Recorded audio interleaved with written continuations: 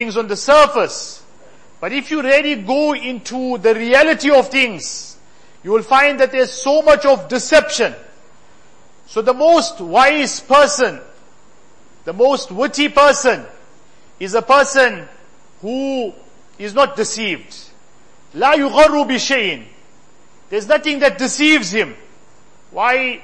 He's a wise man. He doesn't just jump to conclusions. He doesn't come to conclusions in haste. He'll find out. He will make inquiries. He's not just going to get caught up with something. He's not just going to get deceived with something. Let me go and find out. Let me ask. I will ask learned people. I will ask people of understanding. And then I will realize the whole truth of this, whatever it is. So as we mentioned, this is the era of deception. For example now, every now and again, you'll read in the news about Iran and what Iran is doing and how Iran is supposed to be helping the Muslims. Now there's so much of that information that is not accurate. Unfortunately nowadays, we don't take out time to understand history. That's one of our biggest problems. We don't know history. So if you talk about Shias, people don't know who the Shias are. They don't know what ideologies they have. They don't know the harm Shias had caused to the Muslims throughout history. In fact, if you look in history, you will find, very rarely will you find Shias fighting with kuffar. Most of their wars were with the Ahlus Sunnah wal Jama'ah. And there is an authentic hadith, Sahih Muslim. First comes the Quran Sharif, most authentic. Second comes the Bukhari Sharif. Third in authenticity is Sahih Muslim. In fact, even there is some deliberation and discussion on the ulama that between Sahih Muslim and Sahih Bukhari, which is more authentic. But the majority will say that Sahih Bukhari is more authentic. But third in line is Sahih Muslim, wherein Nabi Karim sallallahu alaihi wasallam already informed us. Signs of Qiyamah, Nabi sallallahu alaihi wasallam already told us. He said when Dajjal comes out, يَتْبَعُ الدَّجَّالِ مِنْ يَهُودِ إِسْفَهَانِ سَبْعُونَ أَلْفًا عَلَيْهِمُ التَّيَارِسَةِ. From the Jews of Isfahan, which is a city in Iran, central Iran, couple 100 kilometers out of Tehran, 70,000 Jews will follow Dajjal, and upon them will be the talets, the prayer shawls that the Jews use. Nabi Karim sallallahu alaihi wasallam informed us. On one hand, it seems like these people, they are arch enemies of Jews and arch enemies of Israel and what have you. But on the other hand, Nabi Karim sallallahu alaihi wasallam already, and if you go and do research, you will find that there are already a good couple thousand Jews that are in this place already. Living very comfortably, living very happily. In fact, people will tell you that Jews in Iran have got more privileges than the Sunnis have got. The Sunnis that are living in Iran are under oppression. Very difficult in Tehran to find a masjid, a Sunni masjid.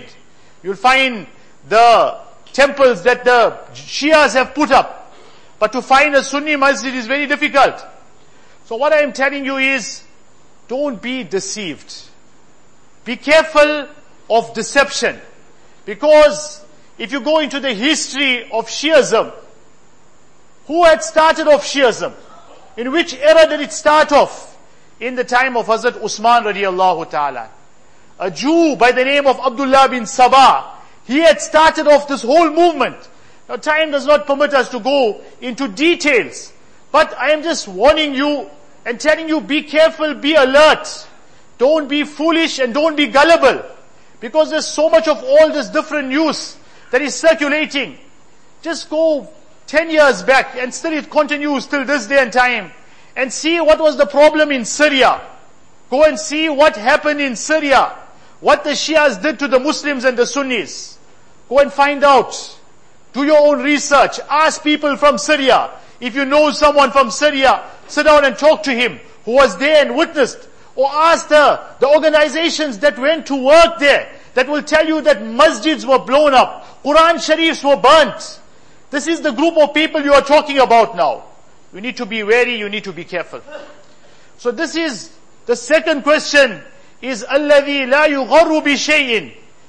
A witty man, a wise man, is not deceived, he is not fooled. Don't be deceived, don't be fooled. A lot of things is being put before us. That is lies, that is deception. The whole truth is not put before us. So we will not know the reality.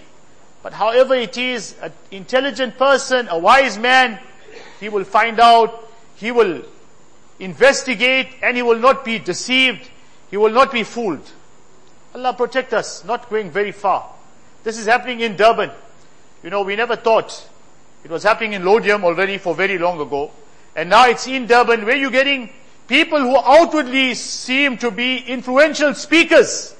They are talking out against Sahaba radiallahu anhum. Hazrat Muawiyah radiallahu anhu. Hazrat Umar bin Khattab radiallahu anhu. Who Nabi sallallahu alayhi wa sallam said, لَوْ كَانَ نَبِيٌّ بَعْدِي لَكَانَ عُمَرَ بْنُ الْخَطَّابِ. If there was a Nabi after me, it would have been Hazrat Umar radiallahu ta'ala anhu. People don't even know this. They don't even understand the magnanimity. You know how dangerous it is to speak out against Sahaba. You can lose your iman. One of the outstanding features of the Ahlus Sunnah wal Jama'ah is that we will never ever speak out about Sahaba. Even if a Sahabi made a mistake in his life, we will say he made a mistake. But this is a very great man. Allah subhanahu wa ta'ala forgave the mistake. Allah ta'ala already declared, Allah ta'ala forgave them. They also were human beings. There could have been some mistakes that they made. I'm saying even in a case where there was a mistake. Yeah, there's no mistake. It's pure misquotation. Every group will quote to you Quran and Hadith. Every group will quote to you Bukhari, Muslim, but because you are not knowledgeable, you do not have the understanding.